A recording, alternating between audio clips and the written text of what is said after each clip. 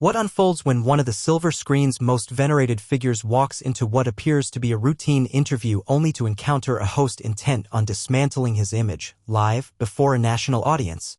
The result was an unforgettable on-air clash that summoned security to the set and left viewers frozen in disbelief. But before we delve into this jaw-dropping incident, don't forget to tap that subscribe button and share your take in the comments. What do you think truly fueled Lennox's confrontational stance that evening? Trust me, you won't want to miss a single moment of what transpired. On this particular evening, the evening forum with Charlz Nord was running with its usual polish.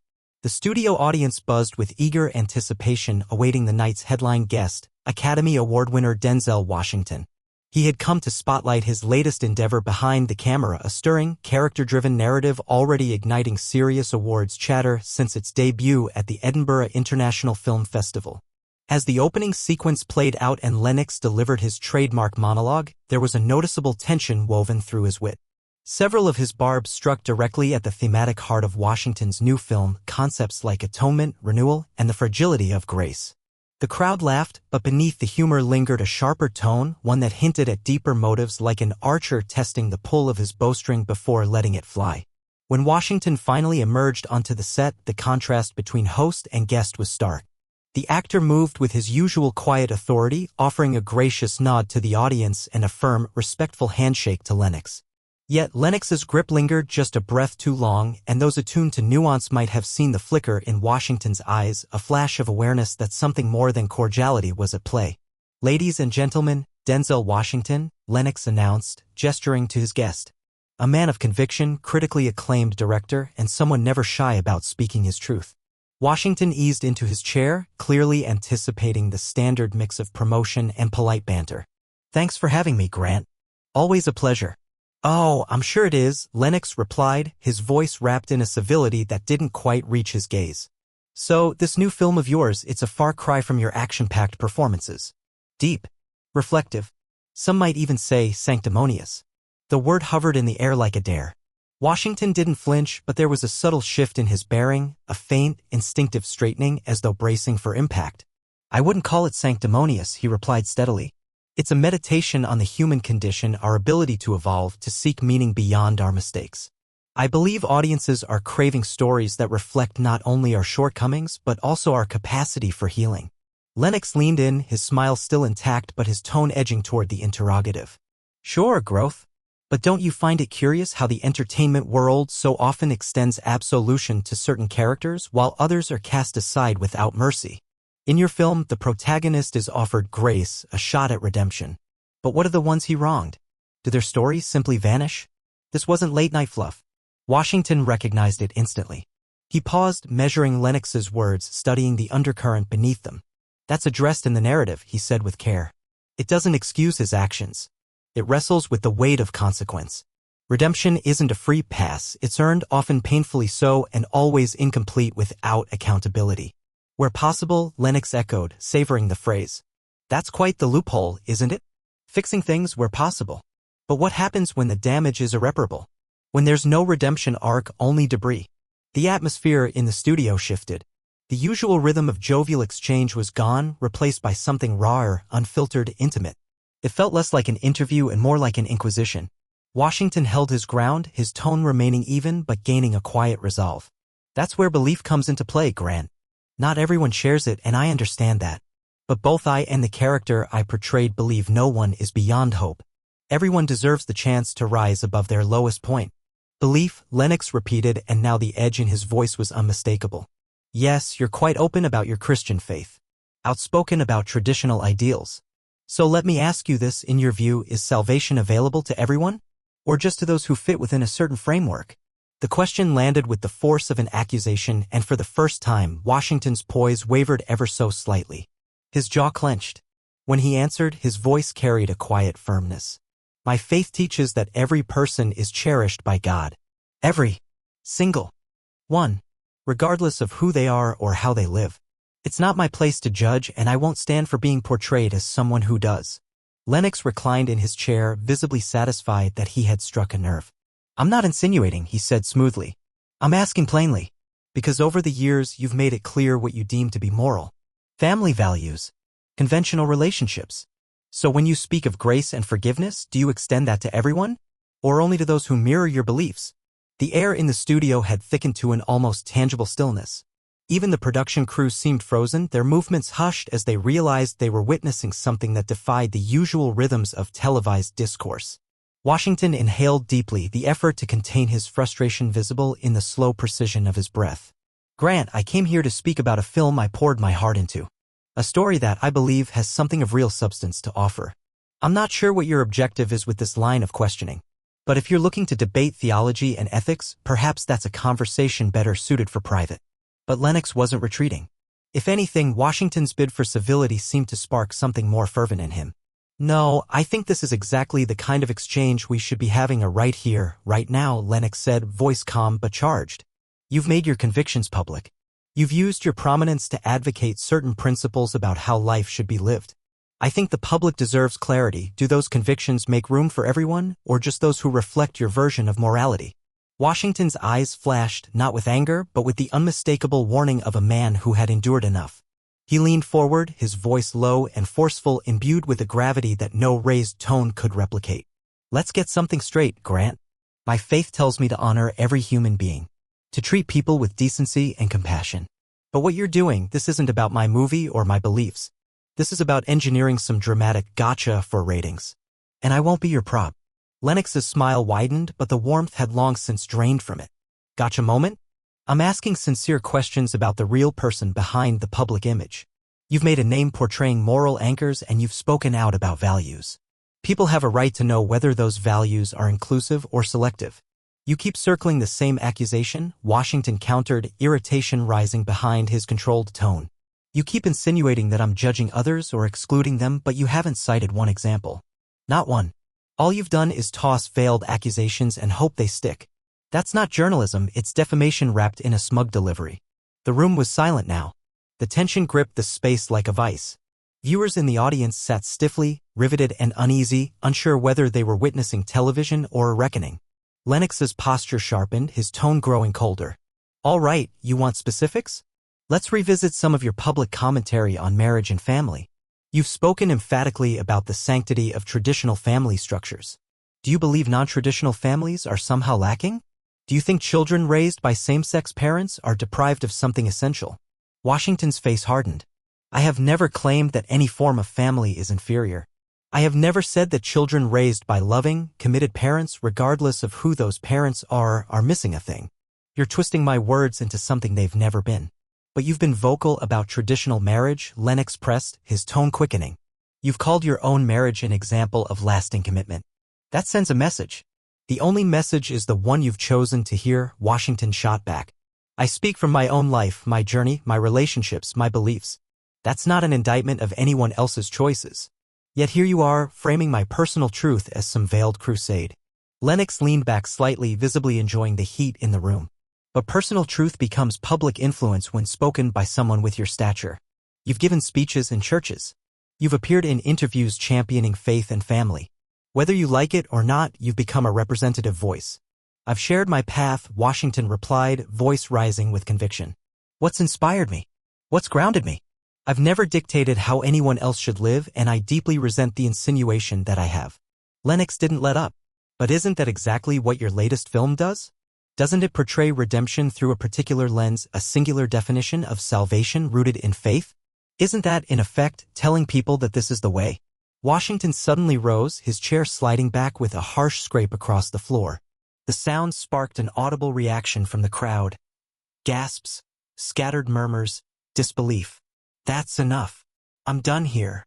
Lennox remained seated, but his body leaned forward now, as if bracing for the next moment. "We're in the middle of an interview, Denzel. Are you telling me you can't handle a few pointed questions?" "Pointed questions?" Washington's voice boomed across the studio now, unassisted by the mic. "You haven't asked a single honest question. You've made assumptions. You've distorted my words. You've built a caricature and attacked it. This isn't a conversation, it's an ambush. And frankly, it's beneath you. A hit piece." Lennox stood too, facing him squarely. "I'm simply asking you to defend your public stances. If you can't withstand scrutiny, maybe you shouldn't speak so loudly in the first place." Now the two men stood, the space between them charged with an almost unbearable tension. Washington's fists were balled at his sides, his expression carved from steel. "I can defend everything I've ever said," he answered, each word precise, like a slow pull of a trigger. "But I won't do it in a rigged forum, with a host who had this ambush planned from the second I walked on stage. You've been spoiling for a fight since the moment we sat down. So tell me, Grant, what's this really about?" And for the first time that night, Lennox's glossy veneer of televised grace cracked. "You want to know why?" Lennox's voice rang out, sharpened with long-harbored resentment. "Because I'm sick of public figures cloaking exclusion in the language of compassion and belief. I'm done watching people invoke divine love while quietly drawing lines around who's worthy of it." "There it is," Washington said, gesturing toward his host. "That's the real Charles Nord. Not the polished on-air persona. Not the clever satirist adored for his wit. That's the man who's been sitting across from me all along. The one who came into this interview already convinced I was the enemy." Chaos had fully engulfed the studio. Producers spoke in urgent tones through headsets, their eyes darting between monitors. Cameramen hesitated, unsure whether to keep the broadcast going or cut to black.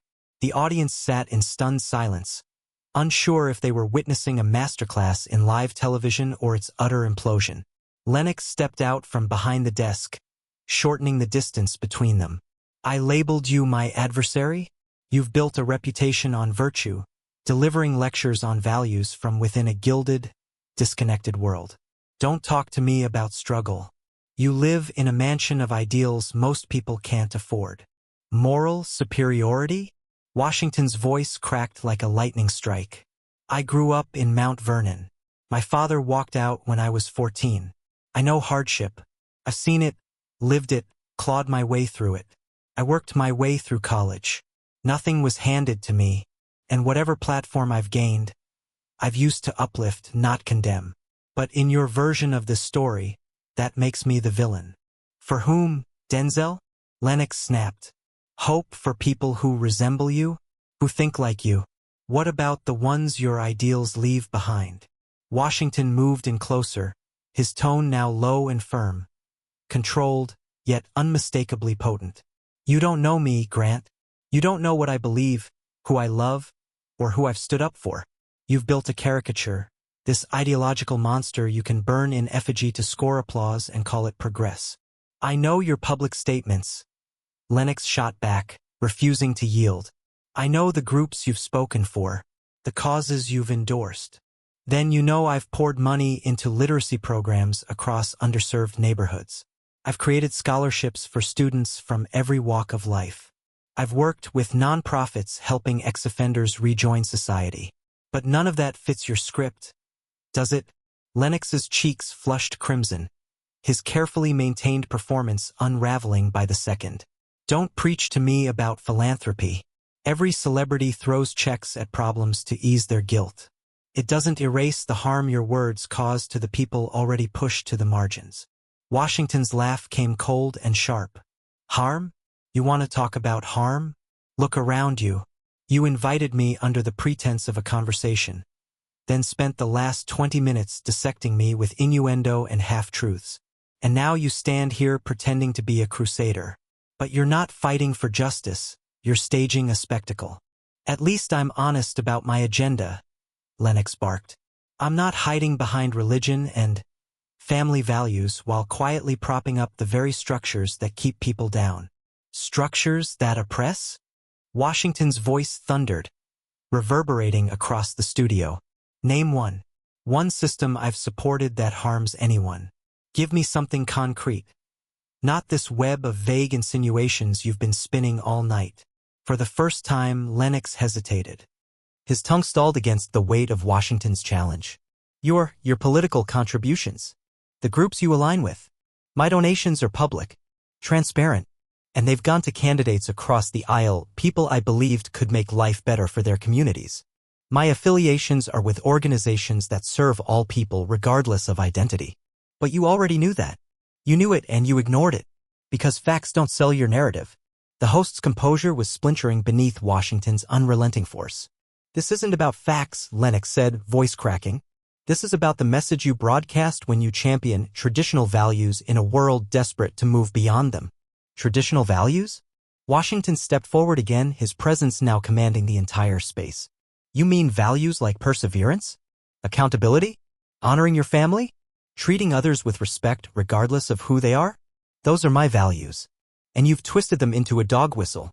Everyone knows what traditional values really means, Lennox muttered, now sounding more defiant than assured. Then say it, Washington challenged. Go on, Grant. Stop dancing around it. Tell this audience what you think I believe. Say it out loud. Or are you afraid the truth won't sound quite as damning as the fiction? The room had gone silent once more. Even the hum of the equipment seemed to fade as all eyes turned to Lennox, now visibly struggling beneath the pressure of his own performance. His mouth opened, then closed. Again. Words tried to form and failed. You can't say it, can you? Washington said, his voice cutting through the silence like a blade. Because you know deep down you've built this entire segment on shadows. On implications you don't have the courage to say aloud. You wanted a takedown, but all you've got are smoke signals. I'm trying to hold you accountable, Lennox said weakly, the fire finally flickering in his voice. Accountable for what? Washington's voice rose and filled the studio, resonant and unwavering. For having convictions? For speaking about my family? For creating films that suggest people are capable of transformation? What exactly do you believe I should answer for? Lennox's reply was barely more than a whisper, as though the force of the exchange had finally begun to erode his composure. For the influence you wield. For the message you project. The message I share is simple, Washington replied, his tone calm now but carrying a controlled intensity that vibrated beneath each word. That people matter. That every life holds value. That no one should be defined by their worst mistake. If that threatens you, if that is what you find dangerous, then maybe the issue isn't with me. Lennox's control was slipping. His voice took on a higher, strained pitch. You're twisting my words. You're making this about something it was never meant to be. I'm not twisting anything, Washington said, his expression carved from stone. I'm holding up a mirror to your tactics. I've asked for specifics, proof, citations, facts, and you've offered none. You brought me here with the clear intent of dismantling me. But what are you actually dismantling? Assumptions. Misconceptions. Nothing rooted in truth. The host glanced around, panic flickering in his eyes, seeking rescue from off-camera allies who offered no reprieve. We need to cut to commercial, he stammered. No, Washington answered, sharp and immediate. We're not cutting. You wanted this conversation to play out under the lights, in front of your audience, then let's see it through. This is my show. Lennox shouted, the illusion of control collapsing with his temper. I decide when we go to break. Your show. Washington's laugh was raw and unsparing. This stopped being your show the second you abandoned dialogue for ambush. You didn't want a guest, you wanted a target. The host gestured wildly to the production crew, but Washington kept speaking, now addressing the entire room as though it were a courtroom and he the only one still making sense. You know what's truly unfortunate, Grant? You had a chance to create something meaningful tonight. We could have had a real discussion about belief, about values, about how we treat one another in a country that's lost its appetite for nuance. But you didn't want that. You chose spectacle over sincerity. Personal attack over shared ideas. Security. Lennox called out, his voice cracking under its own weight. Get security. The word hung like an accusation in the air, and Washington stared at him with open disbelief. Security? You're calling security because I asked you to support your claims? Because you started a war of words you were never prepared to finish. Two suited men approached the stage, swift and silent, but Washington raised a hand, stopping them in their tracks. Don't bother, he said, voice low and final. I'm leaving. But not because he's throwing me out. I'm walking away because this is beneath me. He began removing his microphone with the practiced calm of a man reclaiming his dignity inch by inch. You know what disappoints me most, Grant? I respected you once. I thought you were someone who wielded wit as a scalpel, not a sledgehammer. Someone who challenged ideas, not people. But tonight you showed your hand. You're not interested in truth. You're just another man with a platform punching down because it plays well in clips. Get him out, Lennox barked again, but the conviction was gone from his voice. I said I'm going, Washington replied, laying his mic gently on the arm of his chair. Then, turning to the audience, his voice softened, but not his resolve. I came here to discuss a film I care deeply about. A story rooted in the belief that people can change, that forgiveness is possible, that grace matters. Instead, I was subjected to a theatrical trial based on presumption and bias. I hope you'll watch the film anyway and draw your own conclusions. He walked toward the exit, deliberate and unhurried. Lennox, desperate to reclaim the moment, made one final, feeble attempt at salvaging the wreckage. Ladies and gentlemen, Denzel Washington. We'll be back after this break. But Washington paused, turning back one last time. His gaze met Lennox's with withering precision. No, Grant. There's no we here. There's you isolated by your assumptions and righteous anger. And there's everyone else trying to understand what they just witnessed. The silence that followed was cavernous. The actor exited the stage without looking back, leaving behind a host who looked like he'd just been struck by something invisible yet devastating, and an audience frozen in the weight of what had just unfolded. The cameras lingered on Lennox's expression for a beat too long, capturing his blank stare, the slackness of his jaw, the dawning awareness that something irreversible had just occurred before the screen finally cut to commercial. And there you have it, the astonishing account of how one of cinema's most esteemed actors was driven off late-night television, not by scandal or controversy, but by standing firm in the face of an ambush. So, what do you believe truly fueled Charles Nord's combative approach that night? Was it a calculated attempt at viral content? Or was something deeper, more personal, at play? Drop your thoughts in the comments, and don't forget to subscribe for more behind-the-curtain stories that reveal what really happens when the cameras don't stop rolling.